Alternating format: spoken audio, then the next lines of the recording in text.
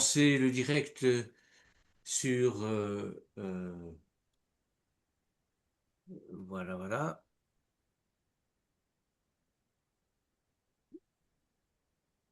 Eh bien, shalom à tous, shalom à ceux de Facebook qui nous rejoignent pour ce petit enseignement. Ce petit enseignement, on va, si vous voulez bien, revenir aux accords qui ont été passés entre l'Iran et Trump le 18 juin. Et j'ai intitulé cet enseignement-là Une alliance de roseaux.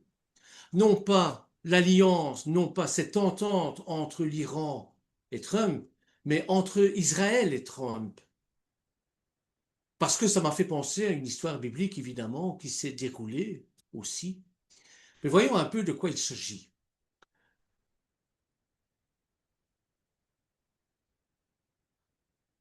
Cet accord qui a été fait entre l'Iran et Trump, ils appellent ça le MOU. C'est une sorte de mémorandum d'entente. Un mémorandum d'entente, hein, je vous passe les termes en anglais, ou un protocole d'entente, comme nos amis canadiens disent, c'est un document décrivant un accord, une convention bilatérale ou multilatérale, et j'insiste sur le multilatéral qui n'a pas été fait à ce niveau-là, entre des parties. Et elle déclare une convergence d'intentions entre les différentes parties, indiquant une ligne d'action commune, et il est souvent utilisé dans des cas où les parties n'ont pas à appliquer un engagement juridique, ou bien des situations où des parties ne peuvent créer une entente ayant force exécutoire. Dans certains cas, le mémorandum d'entente peut avoir le pouvoir d'un contrat. Et si les quatre coins, le four corners, qui sont l'intention de contracter ce, cette entente, l'échange de valeurs, l'offre et l'acceptation de l'offre proprement dit. Alors je vous disais que ça me faisait rappeler un, un passage de la Bible. Le passage de la Bible se trouve dans Isaïe chapitre 36, verset 5. Je mets vaguement tout dans le contexte. Les Babyloniens vont envahir Israël, la Judée en tout cas. Et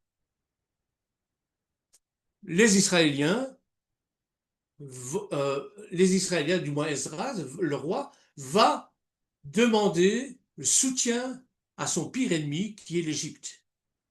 Ah oui, parce que bon, j'ai cru malheureusement que naïvement que au moment de l'Exode, c'en était fini de l'Égypte, mais non. L'Égypte a perduré comme puissance, grande puissance, pendant des siècles. Et on se trouve au moment d'Isaïe, on se trouve au moment où euh, l'Égypte occupe sur le plan géopolitique, sur le plan stratégique, occupe une place assez prépondérante. Et évidemment, l'ennemi qu'il veut combattre, c'est Babylone. Et entre les deux se trouve un petit État fragile qui est Israël. Donc Israël va demander le soutien de l'Égypte et l'Égypte, dans un premier temps, va dire oui. C'est-à-dire quand la menace va se faire plus, plus forte, eh bien les Égyptiens, les Israéliens vont se mettre comme mur face à Babylone. Mais Babylone, stratégiquement, va se retirer un peu et ils vont attendre. Attendre quoi? Ben que les Égyptiens en ont marre.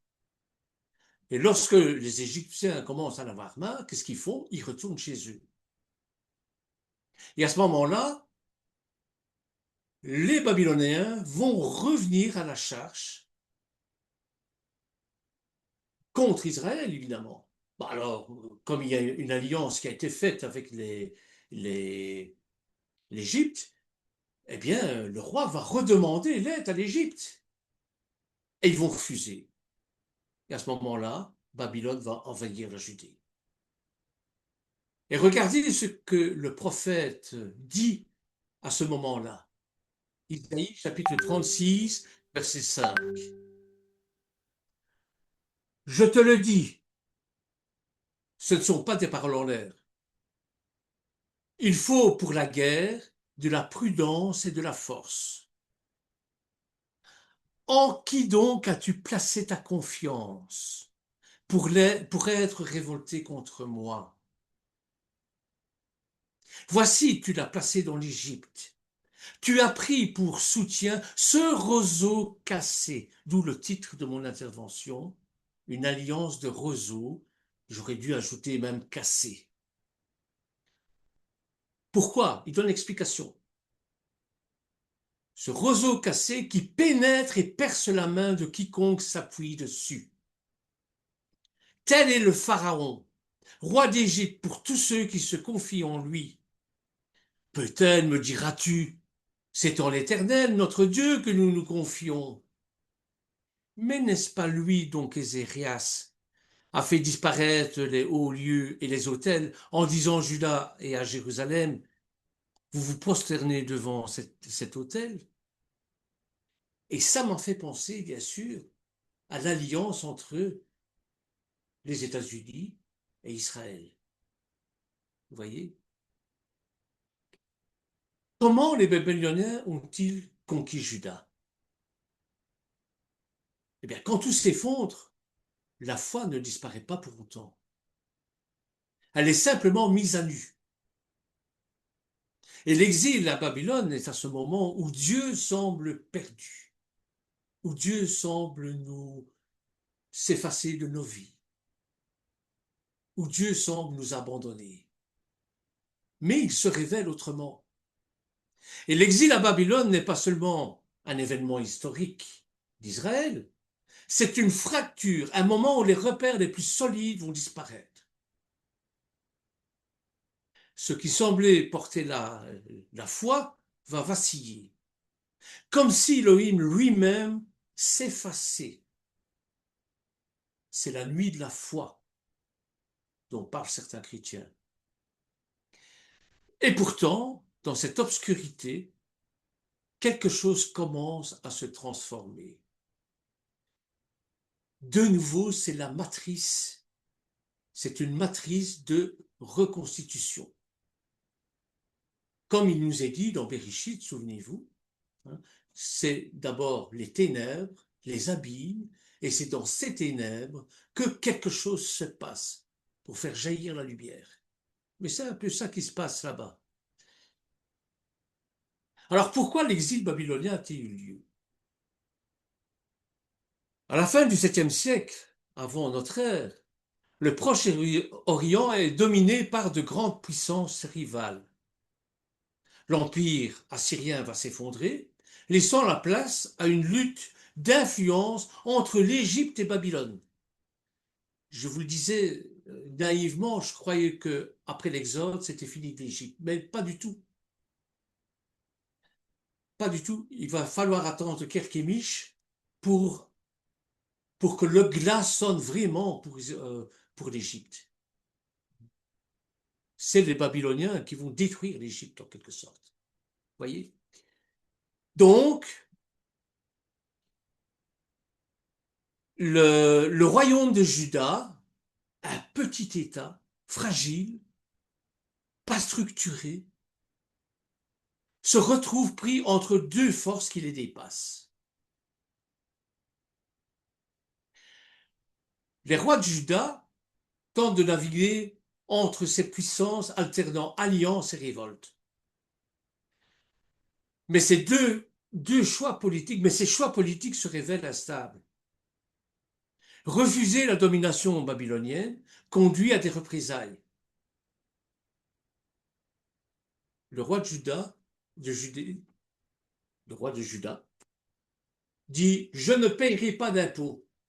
Je n'ai pas à payer d'impôts à Babylone. Ah ben ça va, paye pas d'impôts, on va venir t'envahir, détruire ton temple, ce qu'il y a de plus cher chez toi, euh, tuer tes femmes, tes enfants, violer tes femmes, déporter, etc. Si tu ne payes pas d'impôts. Évidemment, qu'est-ce que va faire le roi de Juda? Ben, il va s'adresser à l'Égypte, sachant très bien que l'Égypte a un oignon appelé, si je puis m'exprimer ainsi, avec Babylone. Voyez? Donc, refuser la domination babylonienne conduit à des représailles. Et Jérusalem est assiégée à plusieurs reprises, jusqu'à la catastrophe finale. L'exil apparaît ainsi, à ce niveau, comme la conséquence d'un enchaînement de décisions humaines, d'erreurs stratégiques, de rapports de force défavorables. Qu'est-ce que vous voulez que le petit État d'Israël, le petit royaume de Judée d'Israël, fasse contre l'empire babylonien ou contre l'empire égyptien? Vous voyez, Juda n'a pas la capacité militaire de résister à un empire comme Babylone. Alors derrière la chute de Jérusalem, il y a une réalité simple et brutale. Un petit royaume confronté à la puissance d'un empire. Alors quel est le rôle de l'empire babylonien, justement? Eh bien, Babylone n'est pas seulement une armée conquérante. Les Égyptiens l'étaient aussi. C'est un empire structuré, organisé, avec une stratégie claire, contrôler les territoires et neutraliser les révoltes. Les Romains vont faire la même chose. Hein. Pour ça, les Babyloniens pratiquent la déportation des élites. C'est pas le bas peuple hein, qu'ils ont déporté. C'est d'abord la noblesse, les prêtres, les scribes, vous voyez, l'élite, les prophètes, bien sûr. Les rois, les prêtres, les artisans, les scribes sont donc amenés en exil. Et ce déplacement n'est pas un simple châtiment, c'est un outil politique. Il permet de briser les résistances locales et d'intégrer la population dans l'ordre impérial. Jérusalem est ainsi vidée de ses forces vives. Le temple est détruit. Le temple, ce temple qui était la cohésion d'Israël, est détruit. Les institutions s'effondrent, évidemment. La ville perd son contrôle central. L'objectif n'est pas seulement de vaincre, mais d'empêcher toute reconstruction rapide d'un pouvoir autonome. Et l'exil à Babylone s'inscrit dans une logique impériale cohérente, dominer, déplacer, réorganiser les peuples pour s'assurer la stabilité de l'empire. Voyons un petit peu le point de vue biblique avec l'infidélité et les ruptures de l'alliance. La Bible, le Tanakh, ne s'arrête pas à cette lecture politique dont je viens de faire, bien sûr. Elle propose une interprétation plus profonde. L'exil est aussi une crise de l'alliance.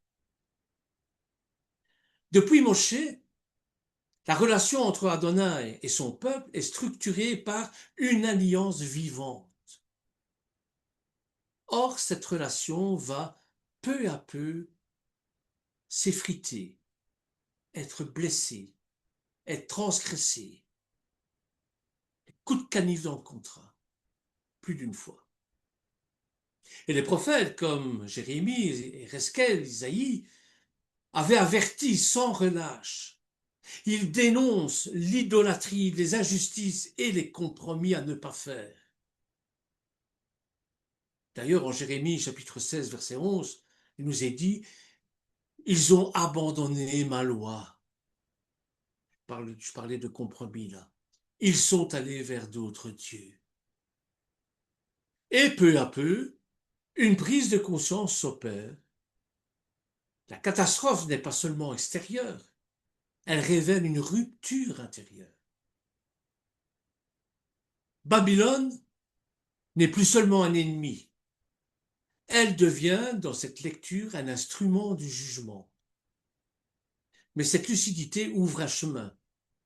Si l'alliance a été blessée, a été délaissée, s'il y a eu des coups de canif dans le contrat, bien, elle peut aussi être renouvelée. Elle peut être aussi construite, reconstruite sur le pardon, sur la miséricorde.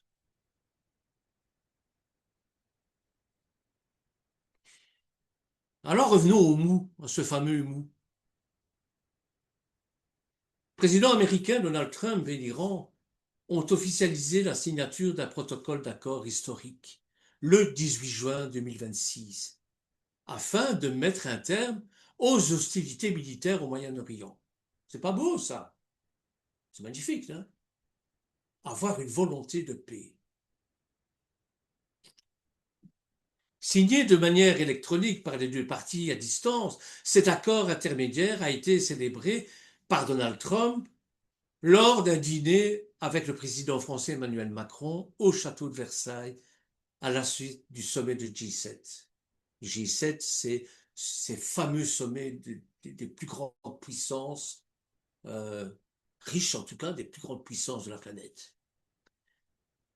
L'accord récent de juin 2026, conclu entre Donald Trump et l'Iran pour mettre fin au conflit, suscite effectivement une colère immense et un profond sentiment de trahison au sein de la classe politique et de l'opinion publique en Israël. Pour l'État hébreu, ce protocole d'accord, ce MOU, est perçu comme un abandon des Américains face à son principal ennemi. Trump se bat pour le pétrole. Israël se bat contre le terrorisme du Hezbollah, contre la dictature des mollahs. Voyez.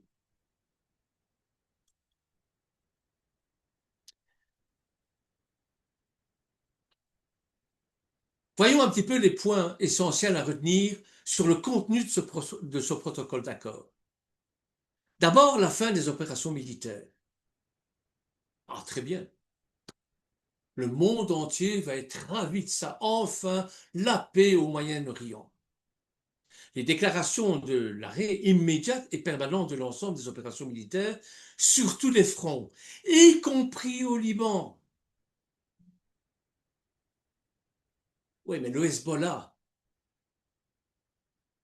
quelle est la position du Hezbollah face à ça? Eh bien, ils vont se sentir fortifiés, évidemment. Non-ingérence mutuelle, forcément. L'Iran et les États-Unis s'engagent à respecter leur intégrité territoriale respective, à ne pas s'immiscer dans les affaires intérieures. C'est de bonne guerre, hein, ça, si je puis m'exprimer ainsi, bien sûr. Le nucléaire et le détroit d'Ormuz. L'uranium, le statu quo. L'uranium. Vous savez comme moi que l'Iran enrichit son uranium d'une manière domestique, comme on dit, c'est-à-dire pour les besoins en énergie, électricité, etc., etc., etc. Et Téhéran accepte de maintenir un statu quo temporaire sur le programme nucléaire et s'engage à diluer son uranium enrichi dans le cadre des futures négociations. Il y a une organisation, j'en parlerai tout à l'heure, il y a une organisation internationale qui contrôle justement l'enrichissement du nucléaire pour ne pas justement que l'enrichissement nucléaire domestique devienne un enrichissement nucléaire militaire. C'est très important pour Israël. N'oublions pas que les mollahs comme les frères musulmans, ne désirent qu'une seule chose, c'est éradiquer Israël de la carte. Vous voyez, l'accès au détroit d'Ormuz, tout le monde en sait, il suffit d'aller à la pompe à essence. Moi, tous les jours, je regarde le prix de l'essence parce que ça nous impacte, nous aussi. Le protocole garantit un accès illimité et libre au détroit d'Ormuz pour les navigations internationales. Donc les pétroliers vont pouvoir passer. J'ai envie de dire, merci Seigneur, le prix de l'essence va baisser.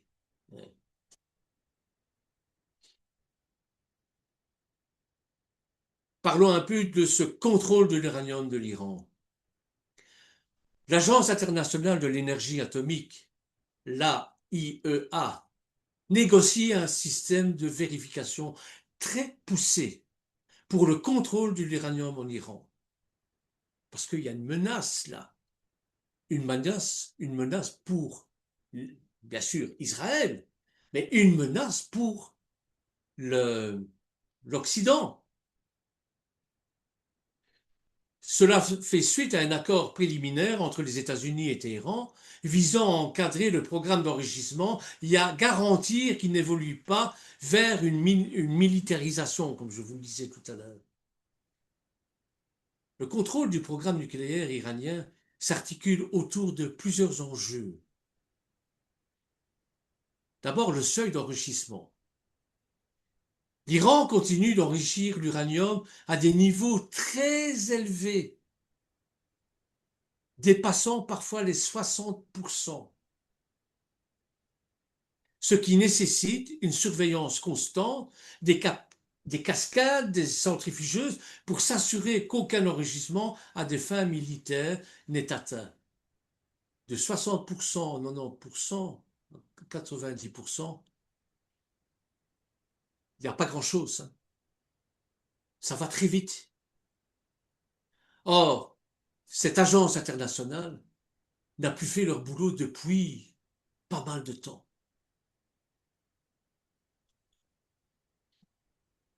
Voyons le protocole avec l'AIEA. Les inspecteurs cherchent à maintenir l'accès aux installations clés, comme en Ispahan, Natanz, Fordo, pour surveiller l'état des stocks d'uranium et retracer les matériaux. On joue la carte de la diplomatie, parce qu'à la suite d'un accord préliminaire signé à la mi-juin, les deux pays se sont engagés dans les négociations visant à établir des garanties de sécurité et un encadrement strict des activités atomiques iraniennes. Approfondissons un petit peu le détroit d'Ormuz et le nucléaire. Je ne sais pas si vous voyez bien la carte que je vous ai mise sur la diapositive. Le détroit d'Ormuz, c'est un petit détroit, c'est un, un goulot de bouteille de 55 km. C'est pas grand, hein, 55 km. Et qui sépare le golfe d'Oman et le golfe Persique. Et le détroit d'Ormuz est un endroit du golfe Persique, hein, qui permet la communication avec le golfe d'Oman et qui doit son nom d'ailleurs à une île iranienne, hein, d'Ormuz, située au sud-est de Bandar Abbas. Les pays frontaliers sont au nord l'Iran et au sud les Émirats arabes unis. Extrémité pointe de la photo, vous voyez, là-bas. Bon, attendez, je vais mettre mon curseur, hein, ici. Vous voyez? Ce détroit est un lieu, bien sûr, stratégique. Et nous l'avons vu. Lorsque les Iraniens contrôlaient ce détroit, les Américains aussi, hein, envoyaient des porte-avions, etc., pour contrôler. Hein, et alors, bon, ils laissaient passer au compte-gouttes les pétroliers. Hein, donc c'est un lieu stratégique, car il est au cœur d'une zone riche en ressources. Il constitue la partie la plus orientale du golfe Persique, un espace extrêmement pourvu en hydrocarbures. Vous avez déjà entendu à la radio que l'Iran avait bombardé des réserves de pétrole en Arabie saoudite. Vous voyez? Donc, les pays de Golfe, comme l'Arabie saoudite, les Émirats arabes unis, l'Irak, l'Iran, le Koweït, l'Oman, le Qatar possèdent près de la moitié des réserves prouvées de pétrole et réalisent le tiers de la production mondiale pétrolière. Ainsi, le détroit d'Ormuz voit passer 24% des exportations pétrolières mondiales. 24%. C'est énorme. Actuellement, la consommation d'énergie étant en augmentation, mais la majeure partie de la hausse de la production pétrolière est réalisée par les pays du Golfe Persique.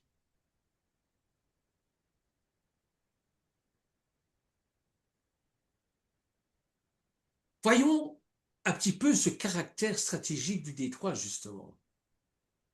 Le caractère stratégique du détroit est renforcé par la particularité de la géographie le long de 1212 km de large, sur 55 km de long, qui constitue le détroit d'Ormuz.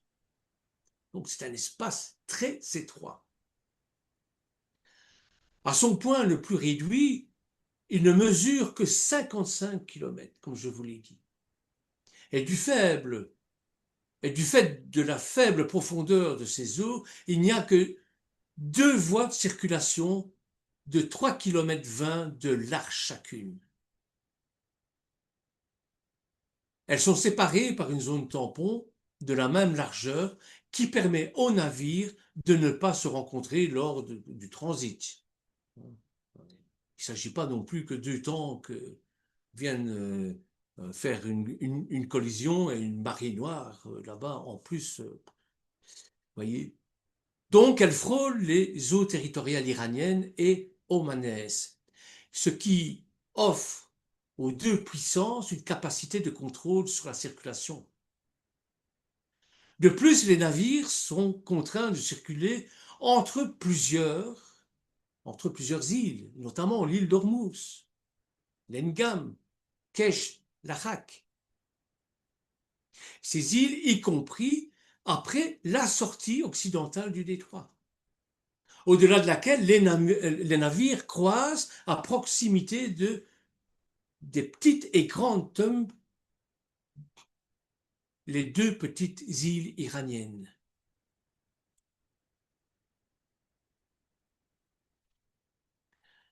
Du fait de sa situation géographique,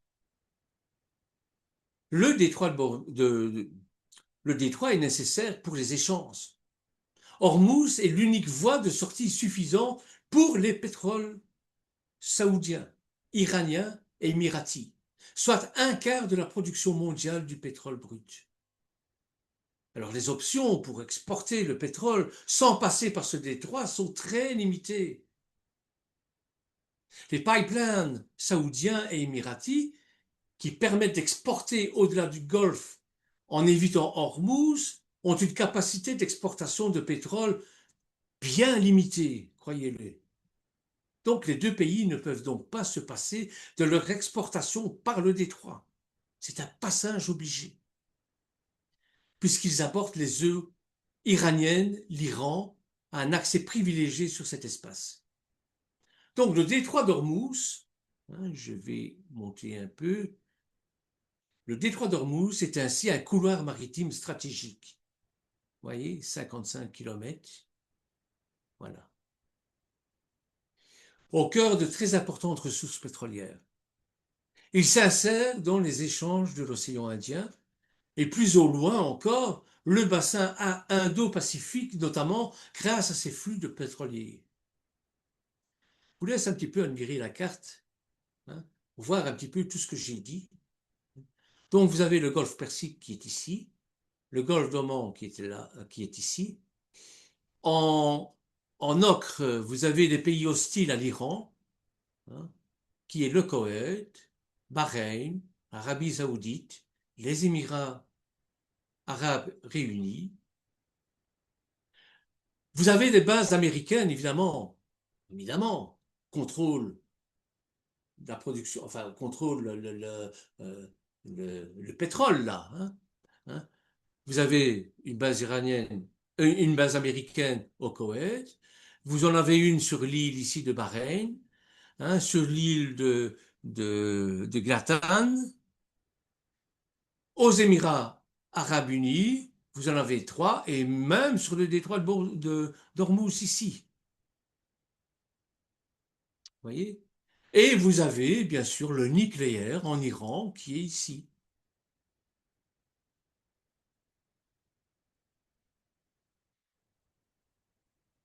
Alors, cette entente, ce protocole, parle aussi des sanctions économiques et des aspects financiers. Sanctions économiques, c'est comme pour l'Ukraine, c'est comme pour la Russie, hein.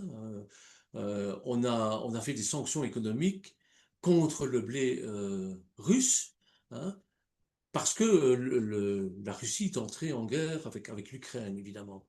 Donc, voilà, c'est une manière de leur dire on n'est pas d'accord avec vous. Donc, il y a des embargos, il y a des sanctions économiques qui sont on gèle, par exemple, les avoirs, les investissements russes sur nos territoires, hein, sur le territoire en Europe, comme on gèle les avoirs et les développements sur notre territoire pour l'Iran. Donc, Trump et l'Iran vont lever progressivement des sanctions. En contrepartie des engagements iraniens, Washington suspend l'application de nouvelles sanctions et octroie des dérogations pour l'exportation du pétrole et les transactions bancaires. De nouveau, l'Amérique, c'est le fric. Le fric, c'est chic. Vous voyez? Ils vont même plus loin. Il y a des procédures spécifiques qui vont être définies pour débloquer des fonds iraniens gelés et pour pouvoir reconstruire ce qui a été détruit pendant les attaques américaines.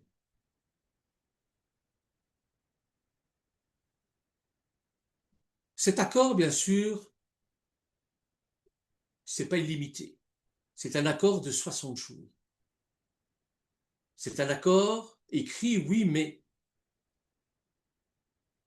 ce mot instaure un gel temporaire pour permettre aux deux nations de négocier un accord de paix final et définitif sous un délai maximal de 60 jours. S'ils respectent les points, les accords, eh bien, ils vont signer définitivement la paix.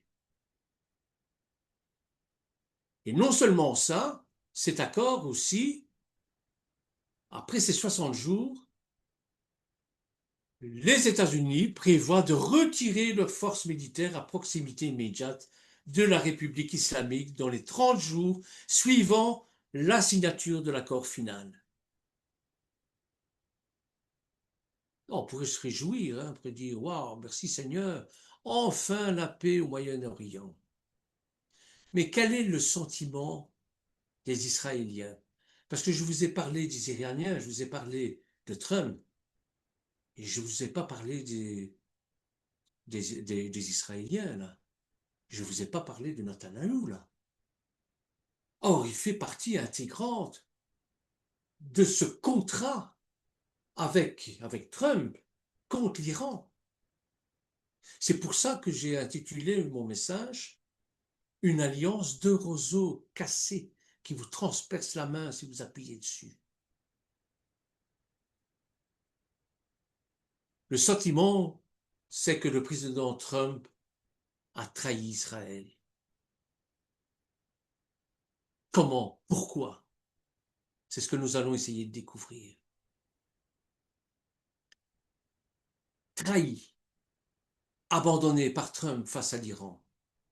Israël se sent profondément trahi par Trump en raison de cette signature du 18 juin 2026 pour un accord de paix américano-israélien. Non, américano-iranien. On aurait dû lire américano-israélien, américano-israélo-iranien. Mais non, c'est américano-iranien. Ce traité négocié en secret en excluant totalement l'État hébreu. Vous comprenez la frustration des Israéliens. Cet accord, perçu par une grande partie de l'opinion et de la classe politique israélienne comme un véritable coup de poignard dans le dos. Et c'est comme ça que je le ressens aussi. Met fin brutalement à la guerre directe des 12 jours menés conjointement contre Téhéran en 2025, laissant aux Israéliens le sentiment d'avoir combattu pour rien. Pourquoi on combat si notre allié nous lâche?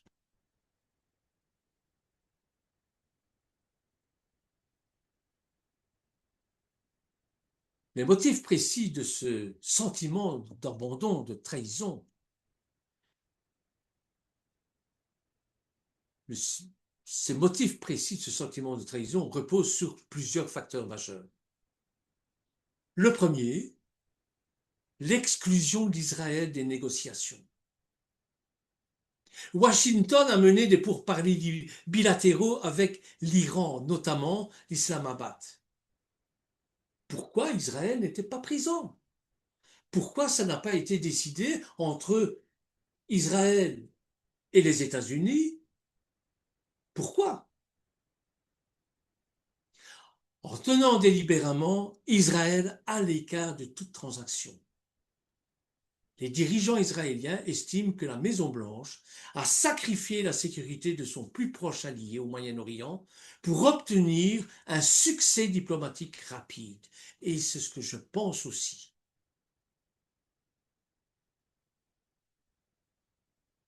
Deuxièmement, donc, premièrement, c'était l'exclusion d'Israël des négociations. Deuxièmement, des concessions jugées dangereuses pour Téhéran. L'accord accorde à l'Iran des conditions jugées par les faucons israéliens bien plus favorables que celles de l'accord de 2015 que Trump avait lui-même déchiré. Souvenez-vous, en 2015, oui, en 2015, il y avait eu des accords et Trump, à ce moment-là, a déchiré ces accords en disant que c'était inacceptable. Et voilà que maintenant, il refait un accord moindre que ceux de 2015. On parle du fonds de reconstruction massif, là. Les États-Unis prévoient d'établir un fonds de 300 milliards de dollars, 300 milliards de dollars pour aider l'Iran à se construire, soutenu par des investissements internationaux. Pourquoi? Ben parce que l'Iran a le nucléaire. Ce sont les orbes d'influence. Mais ces 300 milliards, est-ce qu'ils vont être destinés pour la reconstruction de ce qui a été détruit ou pour reconstruire des tunnels pour attaquer Israël, pour détruire Israël, ou pour mieux encore enrichir la bombe atomique, pour éradiquer Israël de la carte? Le dégel des avoirs, on a parlé tout à l'heure des dégels des avoirs.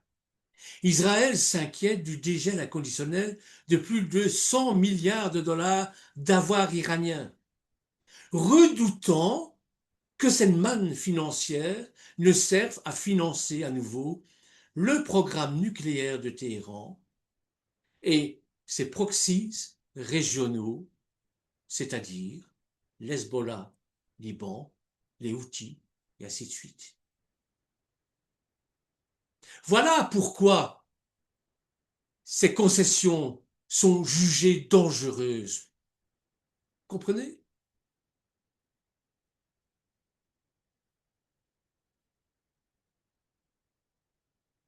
la pression américaine sur le front libanais. Pour garantir l'accord avec Téhéran, l'administration Trump a imposé un cessez-le-feu strict et fait d'intenses pressions sur le gouvernement de Benjamin Netanyahu pour qu'il cesse ses bombardements et ses incursions militaires contre les Iraniens. Non, contre le Hezbollah. Israël combat le Hezbollah. Il ne combat pas les Iraniens. Il ne combat pas les Palestiniens. Il combat le Hamas. Vous voyez? Trump a publiquement fustigé l'entête militaire israélien, estimant qu'il mettait en péril la stabilité mondiale et l'économie américaine. Ben voilà, nous y sommes avec cette guerre. Eh bien, Trump a peur, évidemment, que Israël rogne les parts de bénéfices. Tout ça, c'est une question d'argent, de pétrole et de pétrodollars. Quatrième point, la rhétorique agressive de Trump. Ah, il faut être gonflé pour dire ça, de son allié. Au-delà de la géopolitique, le choc est aussi d'ordre psychologique. Trump, autrefois, célébré en Israël comme le meilleur ami de l'État d'Israël, n'oublions pas qu'il était considéré comme un Darius, hein, le, nouvel, hein, le nouveau Darius, hein, comme le Messie presque. Bon. Trump, célébré en Israël comme le meilleur ami de l'État des Hébreux, il l'était, a multiplié les attaques verbales violentes à l'égard de ses alliés. Il a qualifié Benjamin Netanyahu de, je ne le dirai pas en hébreu parce que c'est très grossier, de complètement cinglé, de complètement fou, en raison de son escalade militaire au Liban. Or, le but d'Israël, je le répète, c'est de détruire l'Hezbollah. Les Israéliens en ont marre de ramasser des scuds sur le nez, de ramasser des missiles, de faire retentir leurs sirènes pour que la population israélienne puisse se réfugier dans les caves. Ils en ont marre de déployer des milliards de shekels pour le dôme de fer, pour se protéger. Ils en ont marre. Il faut que ça s'arrête. Il a affirmé de manière provocante que sans les... Écoutez-moi, ça dépasse tout. Il a affirmé de manière provocante que sans les États-Unis et sans Louis, sans M. Trump, Israël n'existerait plus et aurait été rayé de la carte face à l'Iran. Non seulement on l'a pris pour le Messie, maintenant il se prend pour Dieu. Son colistier, le vice-président Vance, a ouvertement critiqué l'ingratitude des autorités israéliennes.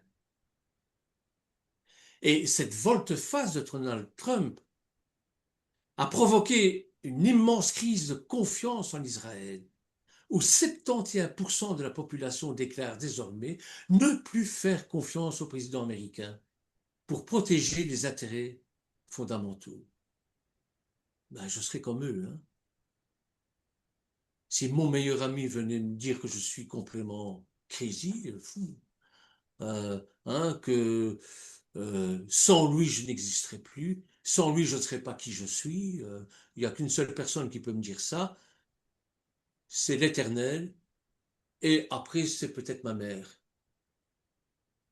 mais personne d'autre. Voyez?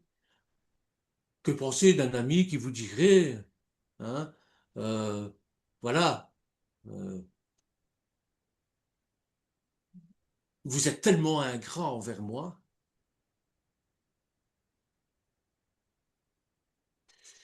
Enfin, cette volte-face de Trump a provoqué bien sûr cette immense crise de confiance en Israël. Trump comparé aux empereurs perses, Cyrus et Darius, je vous l'ai dit.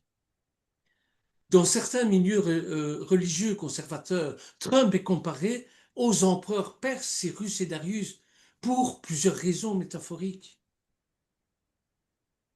Et c'est pour ça que j'ai pris cet exemple avec Isaïe 36. Vous voyez? Où les Assyriens ont été détrônés par les Babyloniens, où l'Égypte a voulu reconquérir ou a voulu détruire Babylone, mais Babylone étant plus structuré, plus intelligent, plus stratège, a démoli les Égyptiens, hein, où les Perses vont démolir les Babyloniens, et les Grecs vont démolir les Perses, et les Romains vont prendre le relais. Vous voyez? Donc, l'instrument inattendu.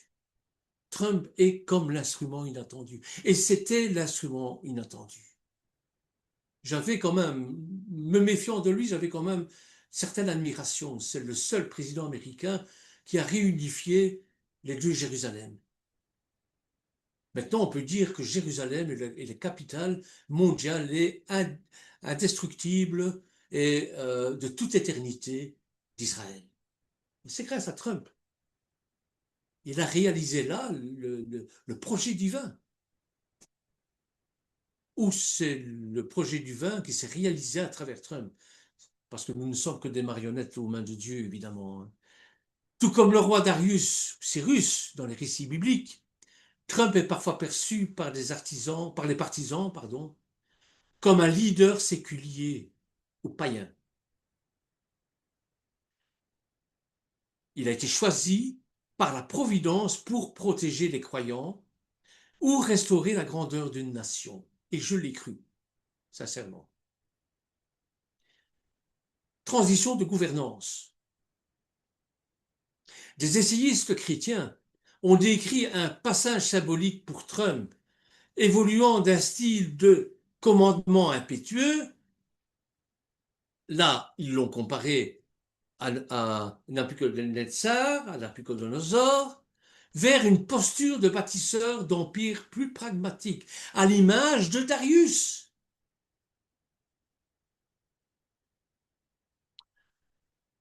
La réécriture des décrets, comme pour Darius, qui a validé et renforcé les lois de ses prédécesseurs pour rebâtir les structures du pouvoir, Trump utilise les décrets présidentiels pour démanteler l'ancien système administratif américain.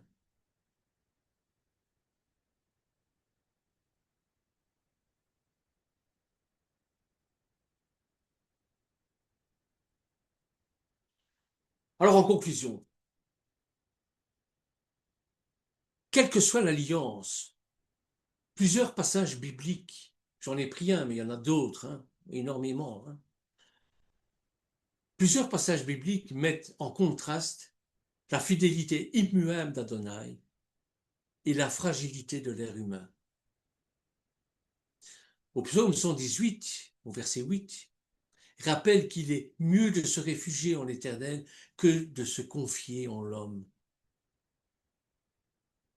Or, la grosse erreur de tout temps concernant Israël, c'est qu'il se confie, non pas il se confie, il fait des alliances caduques avec les humains. C'est le cas contre Babylone, évidemment, hein, d'où le titre L'Alliance de roseaux cassés, ce roseau qui vous transperce la main. Ça peut avoir une autre signification, mais pas ici. La fragilité humaine, bien sûr. Le prophète Isaïe, dans ce chapitre 36, verset 6, et dans ce chapitre 42, verset 3, utilise l'image de ce roseau froissé, de ce roseau cassé, pour illustrer la faiblesse et la vulnérabilité de l'homme, qu'Adonai choisit de ne pas briser, mais de soutenir. Et C'est cette alliance divine, souvent perçue comme inconditionnelle et éternelle, qui offre un socle de stabilité face aux aléas et aux déceptions de la condition humaine. C'est pareil pour nous aussi. C'est pareil pour l'être humain. Nous devons mettre notre confiance totalement dans l'éternel. Des cas comme Trump, il y en existe dans tous les domaines. J'ai un jeune couple qui ne savait pas avoir de bébé, qui divinisait le médecin parce qu'il était parvenu par procédé in vitro ou je ne sais trop quoi, hein, à féconder la femme de ce couple-là. Donc évidemment, il le considérait comme un dieu, ce médecin. Or, si c'était possible, c'est pas par l'intervention humaine, mais c'est par le divin. J'ai mon frère qui a été 9 mois pour une pancréatite. J'ai vu mort 3 fois. Hein. Bon. Et quand il est rentré chez lui, je lui ai dit et alors, est-ce que tu as perçu quelque chose de divin? Est-ce que il m'a dit non, pas du tout. Or, c'est un miraculé. Les médecins eux-mêmes le disaient, c'est un miraculé. Non, pas du tout. Il disait, j'ai eu de très bons médecins, puis voilà. Et derrière, il y avait la main de Dieu. Ce qui m'a fortement attristé, évidemment. Mais voilà. Vous voyez? Donc, le prophète Isaïe utilise l'image du roseau cassé pour illustrer la faiblesse et la vulnérabilité de l'homme. Adonai choisit de ne pas briser mais de le soutenir. Et cette alliance divine, souvent perçue comme inconditionnelle et éternelle, qui offre un socle de stabilité face aux aléas et aux déceptions de la condition humaine. Ce que le redoutait tant s'est finalement produit. Un accord entre les États-Unis et l'Iran. Inconsciemment, on avait peur de ça. Il était évident que Téhéran n'avait pas renoncé à ses projets nucléaires, ni à son ambition de détruire Israël. La question était plutôt de savoir si Trump allait céder face à eux, ou au contraire frapper militairement. Et le verdict est désormais tombé. Au grand désespoir du gouvernement israélien, qui voit s'éloigner son espoir de neutraliser la menace iranienne, et selon certains spécialistes, cet accord serait même pire que celui signé par Obama en 2015. Cette volte-face de chef d'État américain a de quoi surprendre. Pas tant que ça, tout compte fait.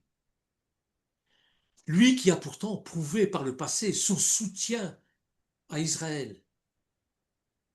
On pourrait passer des heures à tenter de comprendre ce retournement de situation, mais ça ne changerait rien au fait accompli.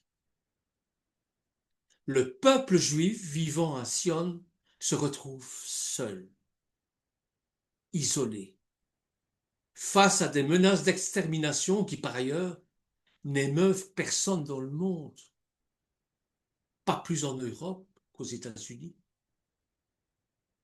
Qu'est-ce qu'on en a rien à foutre de ce petit pays, pas plus grand que la Bretagne, au Moyen-Orient, qui emmerde son monde?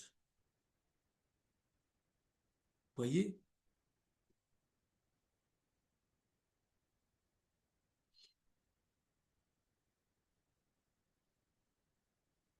En Israël, on essaye de garder le moral. Vous savez, les Israéliens, j'ai vu des reportages, des gens qui étaient dans des tunnels de protection, dans des abris anti-atomiques, et qui fêtaient Shabbat, et qui chantaient, qui dansaient.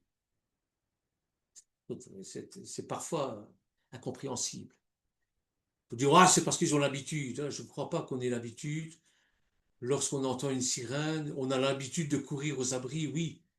mais le stress, l'angoisse est quand même là. Bon. Bien eux, non. Ils gardent le moral, ils chantent, ils dansent, et ils disent, nous en avons vu d'autres, lors de guerre d'indépendance en 1948, de la guerre de 6 jours en 67, ou encore en 73, pendant la guerre de Kipoukou, nous avons alors vaincu nos ennemis sans aide extérieure.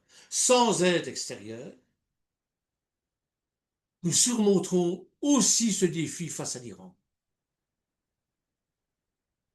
S'agit-il d'une confiance en soi excessive, de cette nonchalance propre aux Israéliens, ou d'une forme d'accoutumance au miracle? Mais quoi qu'il en soit, du point de vue géopolitique, cet accord constitue un véritable coup de massue. Mais en réalité, le peuple hébreu n'est jamais seul, bien que cette solitude soit parfois très pesante. Le rocher qui le protège, et qui ne l'a jamais abandonné durant 2000 ans d'exil, est toujours là. Ce rocher qui les suivait, qui a été frappé pour Moïse pour donner la grâce de l'eau, il est toujours là. Sa protection dépasse infiniment toutes les forces humaines. Qui t'égale parmi les forts éternels? Qui est comme toi? Mikamocha, Adonai. Toi qui accomplis des merveilles. Cependant, cette protection divine est conditionnée. Il nous faut prouver notre fidélité et ces enseignements, en particulier pour mériter de résider sur la terre d'Israël, comme la Torah l'énonce clairement au début de la paracha Perokotai qu'on va voir d'ici quelque temps. En réalité, c'est ce point-là qui devrait le plus nous inquiéter. Concrètement, une grande partie des Juifs vivant en Israël ne sont pas pratiquants. À leur côté, nombreux sont toutefois ceux qui sont restés attachés à la tradition ou qui s'en sont rapprochés. Le peuple juif forme une seule unité. Et les mérites des uns constituent une source de bénédiction pour tous. Et ça reste vrai tant que nous nous considérons comme un seul peuple et tant que l'on permet à ceux qui tiennent à respecter les mitzvot et à étudier la Torah de le faire pleinement. Wow. Or, depuis un certain temps, une tendance se développe en Israël. Cette tendance soutenue notamment par le système judiciaire, c'est-à-dire celle d'étouffer toute expression religieuse dans l'espace public israélien. On cherche ainsi à briser le statu quo établi par Ben Gurion, qui préservait certaines valeurs juives au sein de la société, telles que le mariage juif. On encourage également la sécularisation du jour du Shabbat. Plus récemment encore, on tente de supprimer les droits des pères de famille qui étudient la Torah à plein temps. On va même jusqu'à emprisonner les jeunes étudiants, les jeunes étudiants des yeshivot, pour la seule faute de consacrer leur journée à cette occupation comme en Union soviétique il y a 50 ans. Et ça se passe en Israël, sur la terre d'Adonai. Combattre la Torah est en soi extrêmement grave, vous le savez bien comme nous. Mais ça revient à dire, les mitzvot ne m'intéressent pas. D'une certaine manière, c'est scier la branche sur laquelle nous reposons. En renonçant à ce mérite, on se prive soi-même de la protection divine. Ne serait-ce pas là le véritable relation? Ne serait-ce pas là la véritable raison d'un tel changement dans la politique américaine envers Israël. Wait and see, comme disent les Américains, les Anglais. Wait and see. Attendons et voyons ce qui va se passer. Voilà, frères et sœurs, ce que je voulais vous apporter comme message. Aujourd'hui, ça change un peu de géopolitique, ça change un peu des cours traditionnels que nous avons.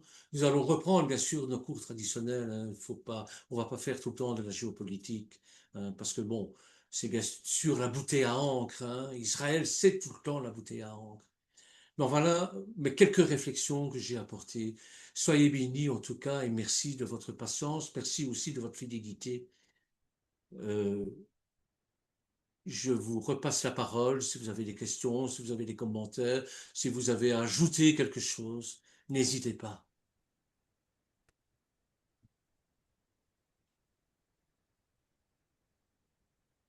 Voilà, je dis donc au revoir aux gens de Facebook. Merci pour votre assiduité aussi.